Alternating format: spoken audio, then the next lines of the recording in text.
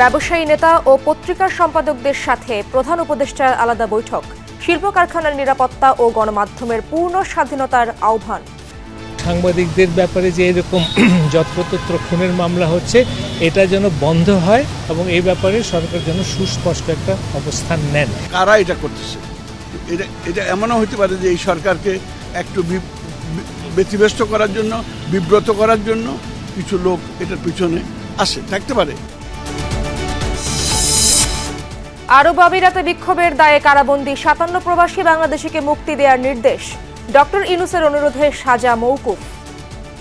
সাধারণভাবে এই ধরনের ঘটনা ঘটে না, মাননীয় প্রধান উপদেষ্টারা এদের সাথে যোগাযোগের মাধ্যমেই এগুলো হয়েছে।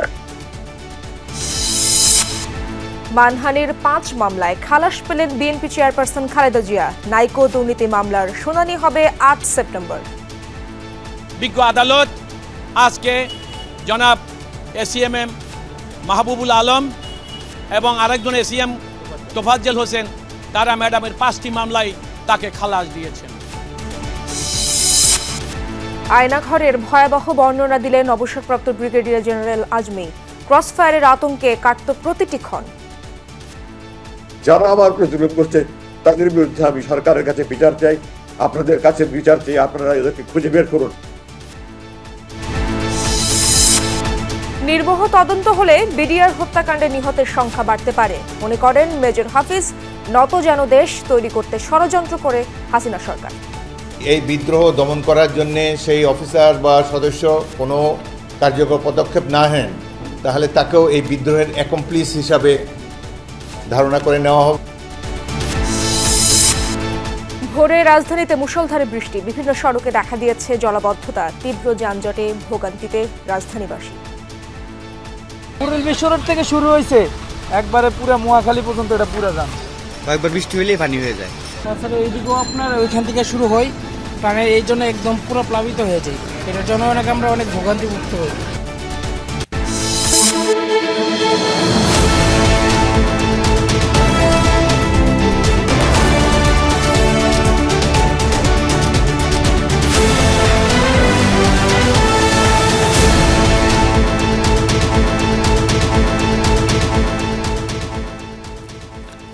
আমন্ত্রণ দুপুরে বাংলাদেশে, আপনাদের সঙ্গে আছি আমি ইশরাত জাহান।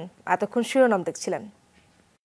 ব্যবসায়ী নেতা ও দৈনিক পত্রিকা সম্পাদকদের সাথে আলাদা বৈঠক করেছেন প্রধান উপদেষ্টা ডক্টর মোহাম্মদ ইউনূস। সকাল 10:30টায় প্রথমে 6 জনের একটি ব্যবসায়ী প্রতিনিধি দল রাষ্ট্রীয় অতিথি ভবন যমুনায় আলোচনায় বসেন। ব্যবসায়ীদের পক্ষ থেকে বর্তমান সরকারকে সমর্থনের কথা জানান তারা। চলমান পরিস্থিতিতে শিল্প প্রতিষ্ঠানের নিরাপত্তা নিশ্চিতের দাবি জানান তারা। পাশাপাশি বিভিন্ন শিল্প কারখানায় ভাঙচুর ও বিক্ষোভ নিয়ে আলোচনা হয় প্রধান উপদেষ্টার সাথে। বলেন, নিরাপত্তা নিশ্চিত করা না গেলে অর্ডার নিয়ে বিকল্প দেশে চলে যাবেন বিদেশি ক্রেতারা। কারখানার নিরাপত্তায় শিল্প পুলিশের সাথে প্রয়োজনে র্যাব, বিজিবি ও সেনাবাহিনী মোতায়েনের দাবি জানান তারা। এ সময় ব্যবসায়ীদের সব ধরনের সহায়তার আশ্বাস দেন প্রধান উপদেষ্টা। গতকালকে পরশুদিন যেভাবে আঙুল লাগাচ্ছে, এরা কিন্তু আমার কোনো শ্রমিক না, এরা বাইরের লোক, বহিরাগত। কারা এটা আমরা জানি না, কারা এটা করতেছে। এটা এমনও হতে পারে যে এই সরকারকে একটু ব্যতিব্যস্ত করার জন্য, বিব্রত করার জন্য কিছু লোক এটার পিছনে আসে, থাকতে পারে। তো আমরা বলছি যে সব দিকে আপনি দেখি বিবেচনা করে আপনার ল এনফোর্সিং এজেন্সির সাথে কথা বলেন।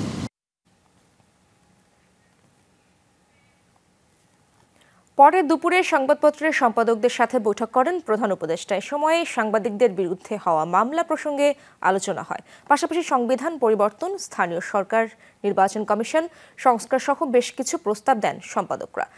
দুর্নীতি দমন কমিশনকে স্বাধীনভাবে কাজ করতে দেওয়ার আহ্বানও জানান তারা। এ সময় প্রধান উপদেষ্টা বলেন, তিনি সম্পূর্ণ স্বাধীন সাংবাদিকতায় বিশ্বাস করেন। অন্তর্বর্তীকালীন সরকার পরিচালনায় ভুল ত্রুটি হলে তা নির্দ্বিধায় সংবাদ করার কথা বলেন তিনি। আমরা এই সরকারের কাছ থেকে কতগুলো গুরুত্বপূর্ণ সংস্কার আমরা আশা করছি।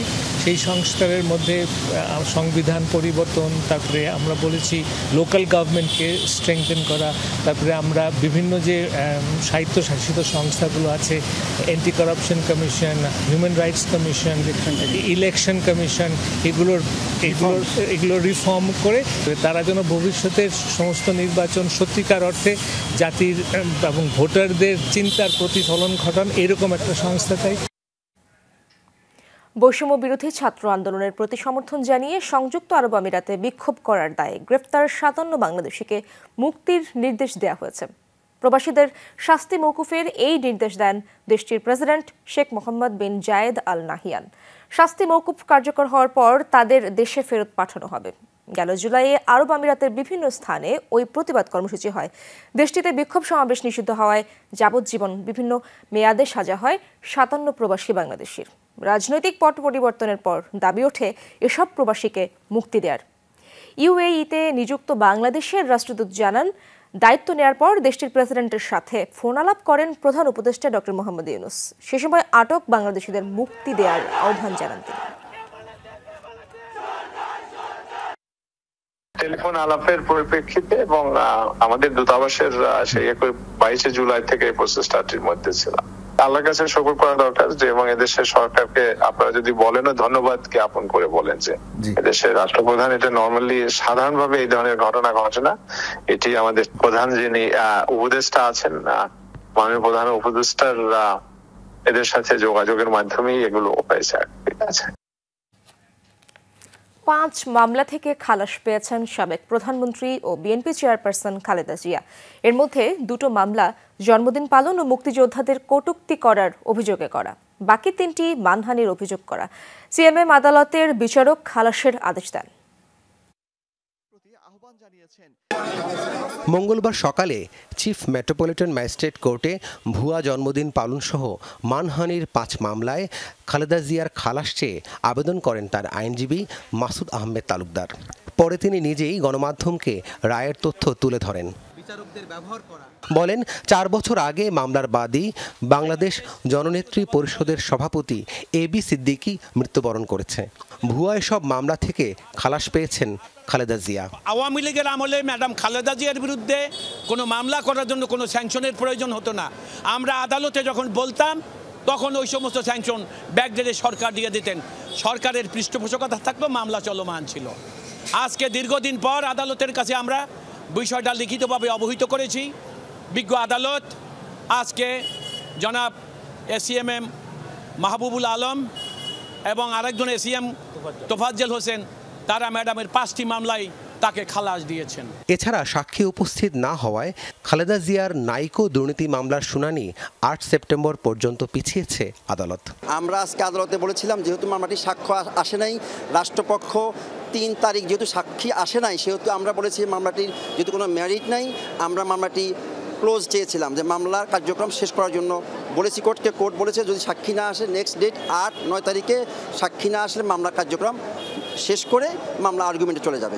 গত 6 আগস্ট খালেদা জিয়াকে মুক্তি দেওয়া হয়। এরপর থেকে তার বিরুদ্ধে করা আওয়ামী লীগ সরকারের আমলে দায়ের হওয়া একাধিক মামলায় খালাস পেয়েছেন তিনি। রাব্বি সিদ্দিকী, যমুনা নিউজ, ঢাকা। 8 বছর গুম থাকার বর্ণনা দিলেন জামায়াতে ইসলামীর সাবেক আমির গোলাম আজমের ছেলে এবং সাবেক সেনা কর্মকর্তা ব্রিগেডিয়ার জেনারেল আব্দুল্লাহ হিল আমান আজমি। সকালে সংবাদ সম্মেলনে তিনি জানান অবর্ণনীয় নির্যাতনের কথা। জাতীয় প্রেস ক্লাবে সংবাদ সম্মেলন ডাকা হলেও আজমি ভার্চুয়াল ব্রিফিং করেন। তিনি জানান, তুলে নেওয়ার পর প্রতিদিন নিত্য নতুন কায়দায় নির্যাতন চালানো হয়েছে। অসুস্থতার কারণে গত কয়েকদিন তিনি গণমাধ্যমের মুখোমুখি হননি। গত 5 আগস্ট শেখ হাসিনা সরকারের পতন হলে একের পর এক ফিরে আসতে থাকেন দীর্ঘদিন ধরে নিখোঁজ ব্যক্তিরা। তাদের ভিন্ন ভিন্ন স্থানে চোখ মুখ বাঁধা অবস্থায় পাওয়া যায়। আজমি সহ প্রত্যেকেই জানিয়েছেন এতদিন তাদেরকে আয়না ঘরে আটকে রাখা হয়েছিল। 2016 সালের 23 আগস্ট নিখোঁজ হন সাবেক সেনা কর্মকর্তা আব্দুল্লাহ হিল আমান আজমি। যারা আমার উপরে জুলুম করছে তাদের বিরুদ্ধে আমি সরকারের কাছে বিচার চাই, আপনাদের কাছে বিচার চাই। আপনারা এদেরকে খুঁজে বের করুন, এদেরকে একটা একটা করে বিচার করে তাদের যদি যার যে প্রাপ্য শাস্তি তা সে শাস্তি প্রাপ্য, তবে সরকারের কাছে আহ্বান জানাই, আপনারা আমাকে সহ যত রকমের যত গুম খুন ধর্ষণ রাহাজানি যত অন্যায় বিচার জুলুম হয়েছে এই সবগুলির দোষী ব্যক্তিদের দোষের পূর্ণাঙ্গ বিচার করে যে দণ্ড হোক আপনার সেই দণ্ড প্রদান করেন।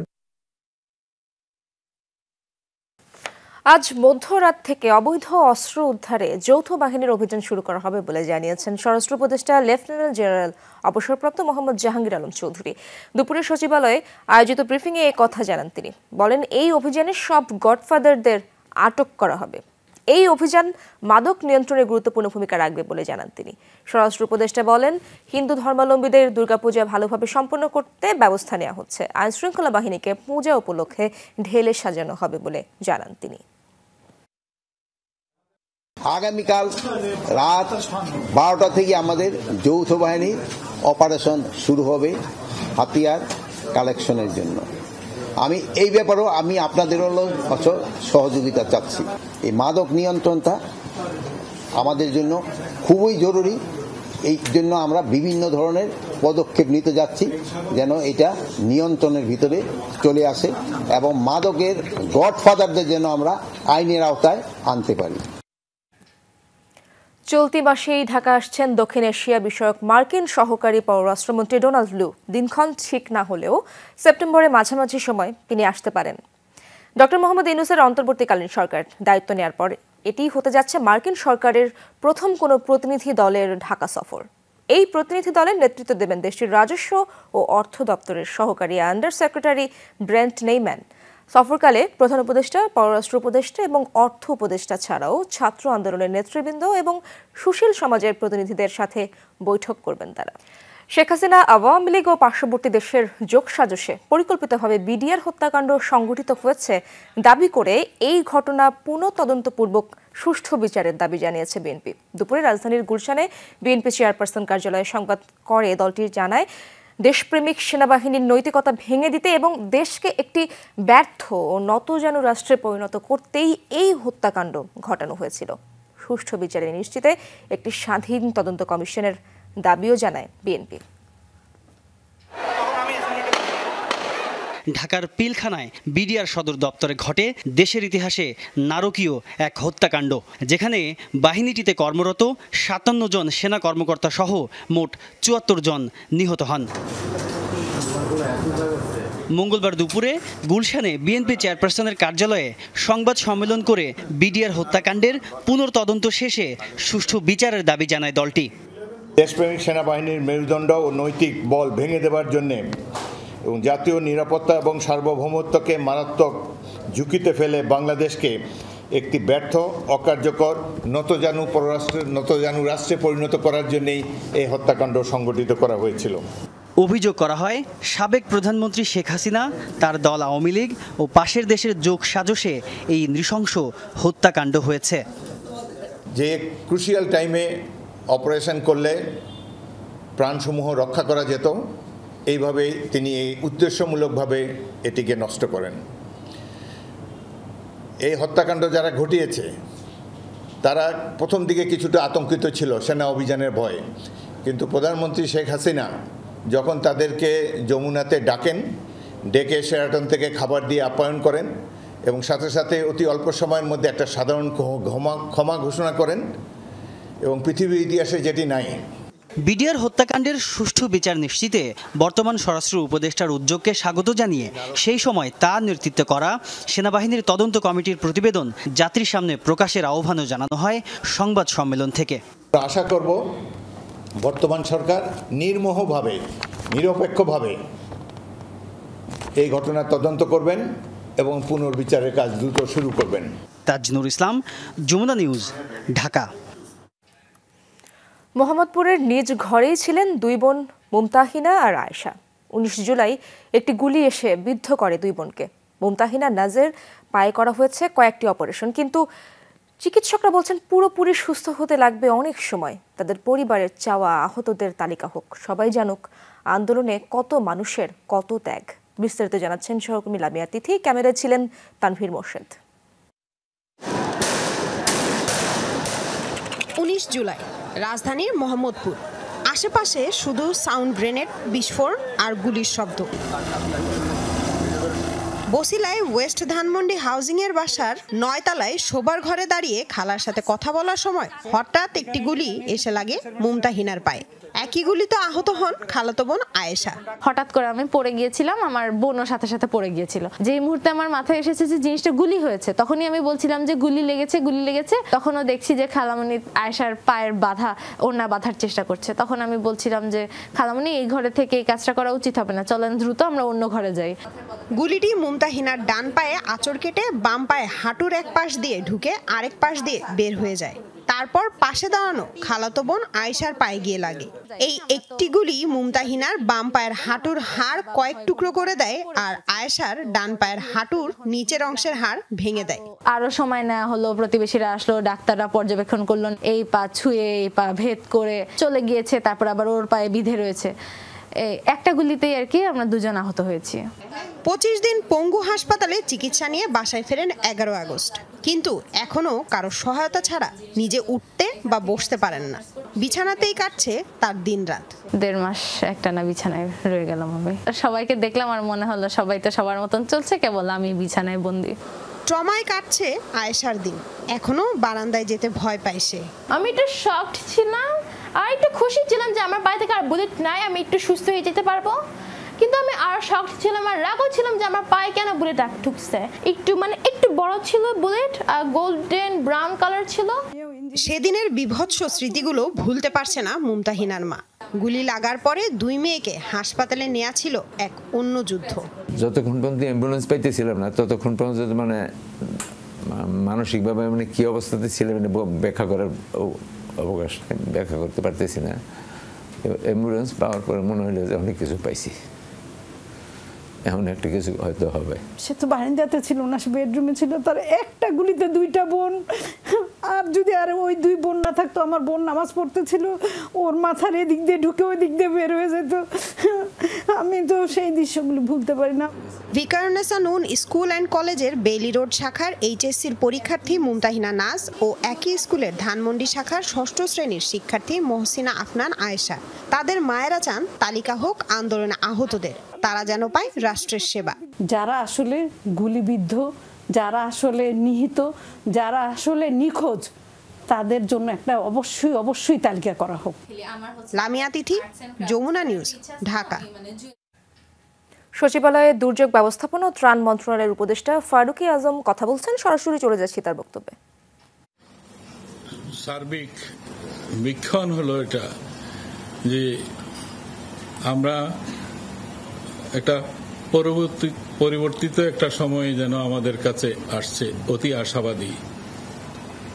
আমার মনে হয়েছে যে আমরা ক্ষুদ্র চিন্তা থেকে আমরা বড় চিন্তার দিকে আমরা যাওয়ার মতো দুঃসাহস আমাদের জেগেছে। মানুষের মনের মধ্যে প্রত্যয় আসছে। আমি একটা ছোট্ট উদাহরণ দিই।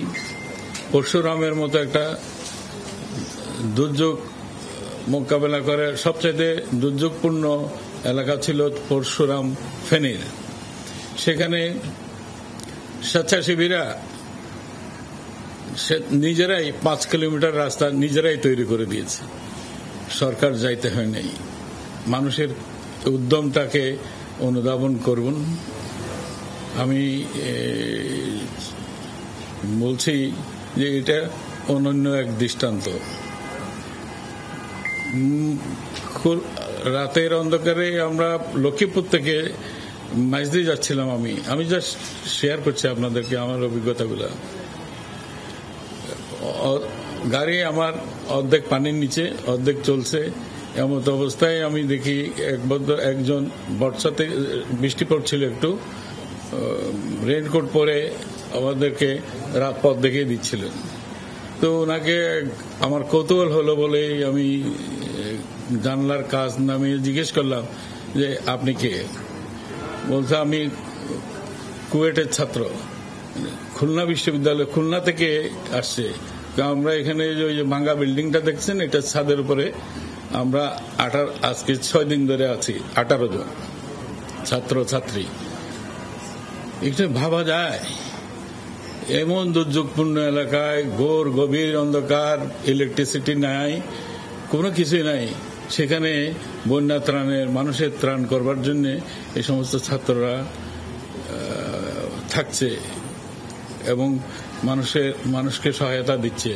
এটা একটা অদ্ভুত রকমের একটা সময় যেটা আমি দেখেছি, যে আমার খুবই ভালো লেগেছে। আমার খুব কথা বলছিলেন ফারুক আজম। রূপপুর পারমাণবিক বিদ্যুৎ কেন্দ্র স্থাপনে অনিয়ম ও দুর্নীতির অনুসন্ধান চেয়ে রিট হয়েছে হাইকোর্টে। জাতীয়তাবাদী গণতান্ত্রিক আন্দোলন NDM এর চেয়ারম্যান ববি হাজ্জাজ আজ এই রিট দায়ের করেন। সকালে হাইকোর্ট প্রাঙ্গণে সাংবাদিকদের ব্রিফিংয়ে ববি হাজ্জাজ বলেন, ছাত্র জনতার অভ্যুত্থানে ক্ষমতাচ্যুত প্রধানমন্ত্রী শেখ হাসিনা, তার ছেলে সজীব ওয়াজেদ জয় ও ভাগ্নি টিউলিপ সিদ্দিকের মালয়েশিয়ার ব্যাংকের মাধ্যমে রূপপুর পারমাণবিক বিদ্যুৎ কেন্দ্র থেকে $5 বিলিয়ন লোপাট করেছেন, অর্থাৎ $500 কোটি, যা বাংলাদেশি মুদ্রায় 60,000 কোটি টাকা। তিনি জানান, অনুসন্ধানের জন্য দুদকের কাছে আবেদন জমা দিয়ে কোনো সাড়া না পেয়ে হাইকোর্টে রিট করেন। বিচারপতি AKM আসাদুজ্জামানের নেতৃত্বাধীন হাইকোর্টের দ্বৈত বেঞ্চে শুনানি হবে বলেও জানান ববি হাজ্জাজ।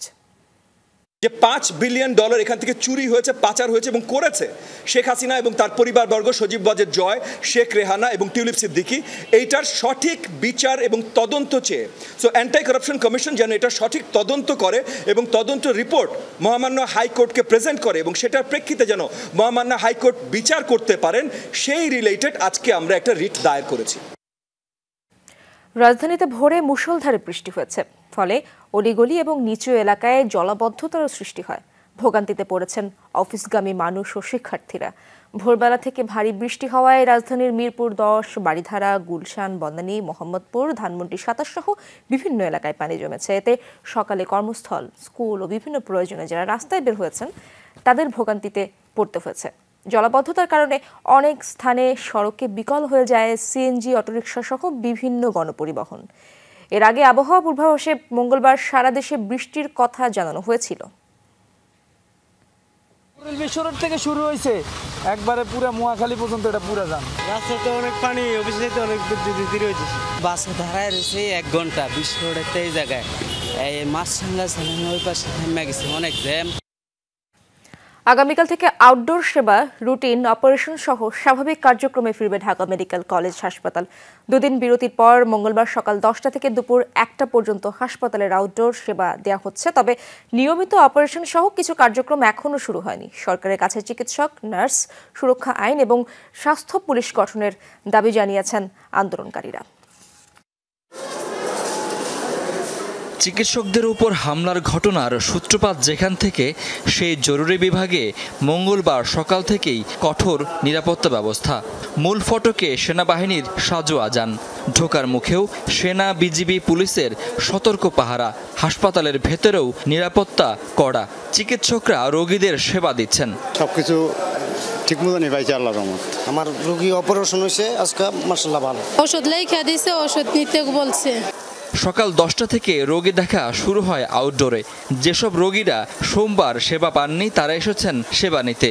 ভিড়ও স্বাভাবিক। দুদিন বন্ধ থাকার পর আলহামদুলিল্লাহ আজকে মোটামুটি অনেক ডাক্তারও আসছে, প্লাস অনেক রোগীও আসছে। দুদিন আমরা অনেক হয়রানি ছিলাম। স্বাস্থ্যমন্ত্রী ওটাকে ইয়ে করছে, অনতি বিলম্বে উইথড্র করতে বলছে, তো উইথড্র হয়েছে মনে করে আশা নিয়ে আসছে আর কি। তো ভালো, আলহামদুলিল্লাহ ভালো সেবা পাইছি। ওইরকম বড় ডাক্তার আর পাইনি, কিন্তু জুনিয়র যে কনসালটেন্ট ওগুলো পাইছি। 11টার দিকে বহির্বিভাগ পরিদর্শনে আসেন হাসপাতাল পরিচালক। কথা বলেন চিকিৎসকদের সঙ্গে। নিরাপত্তা ব্যবস্থা নিয়ে আশ্বস্ত করেন চিকিৎসকদের। অ্যাকচুয়ালি সেবার ক্ষেত্রে শুধু আমাদের রুটিন অপারেশন আর হচ্ছে আউটডোর, এই দুইটা সার্ভিস আমাদের বন্ধ ছিল। আমরা ইমার্জেন্সি অপারেশন কিন্তু চালু রেখেছি। আইসিইউ, এইচডিইউ, সিসিইউ, অন্যান্য সকল সার্ভিস সব চালু আছে। এখন মূলত আমাদের আউটডোর সার্ভিস আর রুটিন অপারেশন, এই দুটা কাজ বাকি ছিল, সেটা চালু হবে।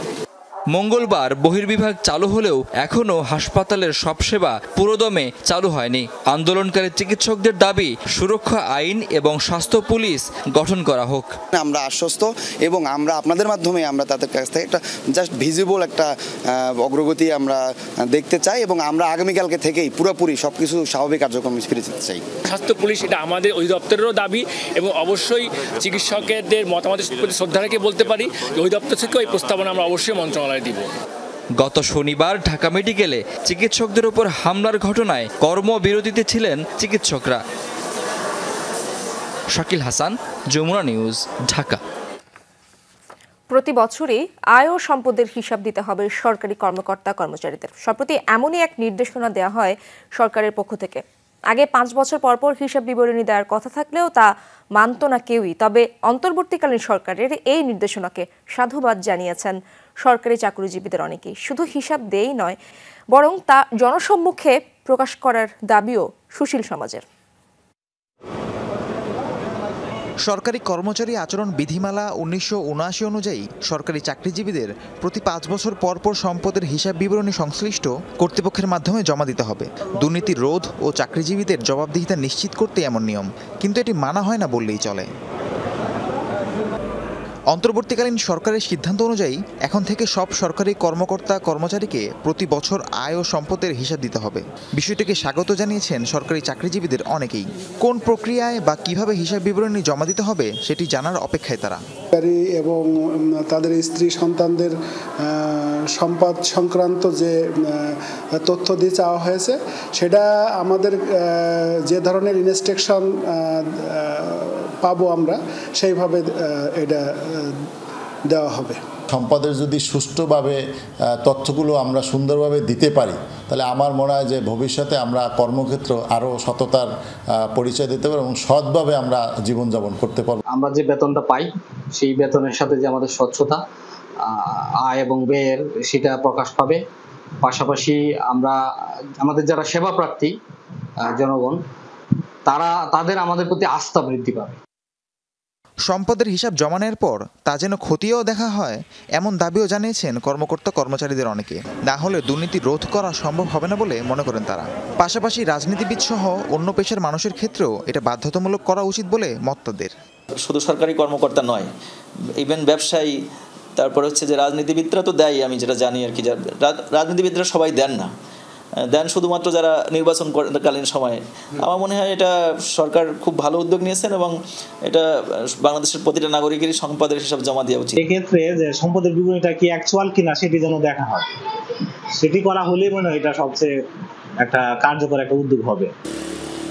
সরকারি চাকরিজীবীদের সম্পদের হিসাব জমা নেওয়া হলেও তা জনসম্মুখে প্রকাশ করা হবে না বলে জানিয়েছেন জনপ্রশাসন সচিব। তবে সুশীল সমাজের প্রতিনিধিরা হিসাব বিবরণীর প্রকাশের পক্ষে মত দিয়েছেন। এটা আমার কাছে মনে হয় যে আমরা যে রাষ্ট্র সংস্কারের কথা বলছি, বিশেষ করে ঘুষ, দুর্নীতি, লুটপাট, বিদেশে অর্থ পাচার, এই সামগ্রিক বিষয়টা বন্ধ করার ক্ষেত্রে আমার মনে হয় এটা একটা বড় ধরনের পদক্ষেপ হবে যদি এটি সরকার কার্যকর করতে পারে। যখন তার সম্পদের হিসাব দাখিল করবেন এবং এটি জনগণের কাছে প্রকাশ করা হবে, তখন আমরা জানতে পারবো যে কোন সরকারি কর্মকর্তা কর্মচারীদের হিসাব সম্পদ কতটুকু। এই সম্পদের হিসাব দিয়ে তিনি দুর্নীতিবাজ না সৎলোক, এটি আমাদের কাছে আমরা যাচাই করতে পারবো। দেশে সরকারি চাকরিজীবী আছেন প্রায় 15 লাখ। আয় ও সম্পদের হিসাব বিবরণী কিভাবে দাখিল করতে হবে তা চূড়ান্ত করতে একটি কমিটি গঠন করা হয়েছে। রাহিম সারোয়ার, যমুনা নিউজ। প্রশিক্ষণ চলাকালে বিধ্বস্ত হয়েছে ভারতীয় যুদ্ধ বিমান MiG-29। অল্পের জন্য প্রাণে বেঁচে গেছেন পাইলট।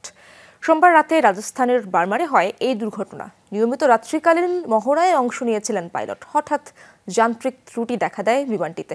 এক পর্যায়ে সেটি আছড়ে পড়ে মাটিতে। এর আগে এই অবস্থা নিয়ন্ত্রণের বাইরে চলে যাওয়ায় প্যারাশুট নিয়ে বেরিয়ে যান পাইলট। নিরাপদে অবতরণে সক্ষম হন তিনি। আবাসিক এলাকার কাছাকাছি বিধ্বস্ত হয় বিমানটি। এরপর আগুন ধরে যায় সেটিতে। তবে কেউ হতাহত হয়নি এই দুর্ঘটনায়।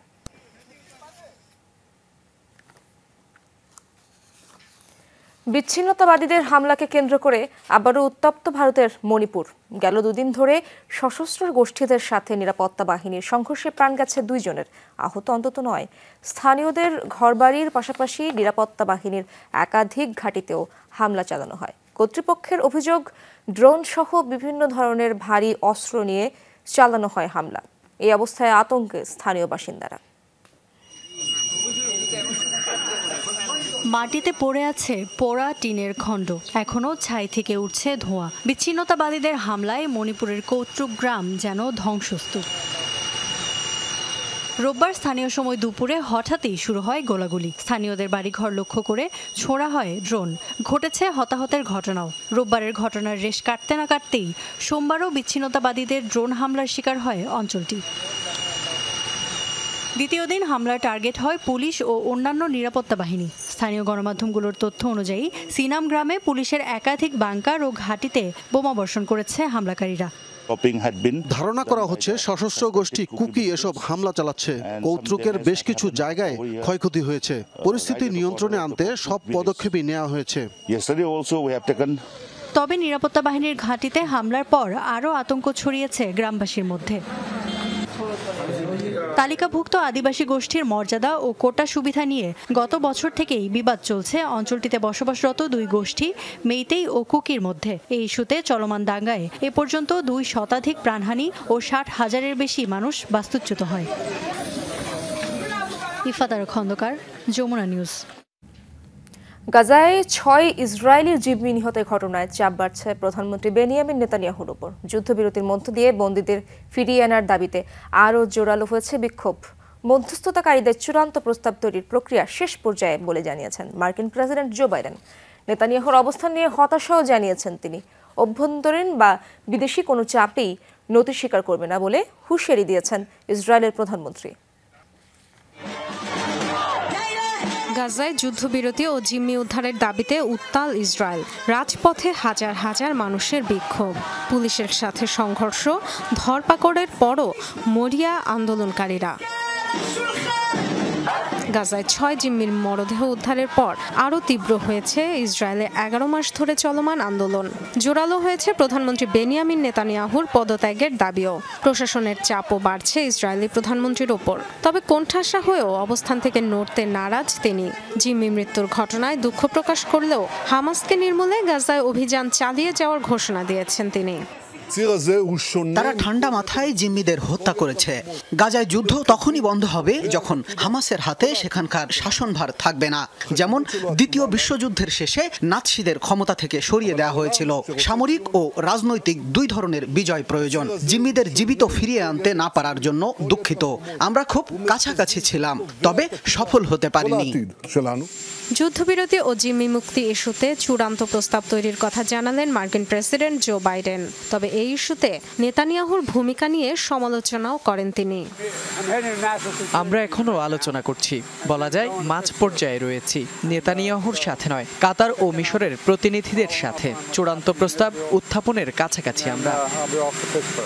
যুদ্ধবিরতি নিয়ে অনিশ্চয়তার মধ্যে ইসরায়েলের বিরুদ্ধে পদক্ষেপ নিয়েছে আরেক মিত্র যুক্তরাজ্য। তেল আবিবে অস্ত্র সরবরাহ কমানোর সিদ্ধান্ত নিয়েছে তারা। ডরথিতা স্ট্রিন, যমুনা নিউজ। দর্শক, এই ছিল দুপুরে বাংলাদেশে। এতক্ষণ সাথে থাকার জন্য ধন্যবাদ সবাইকে।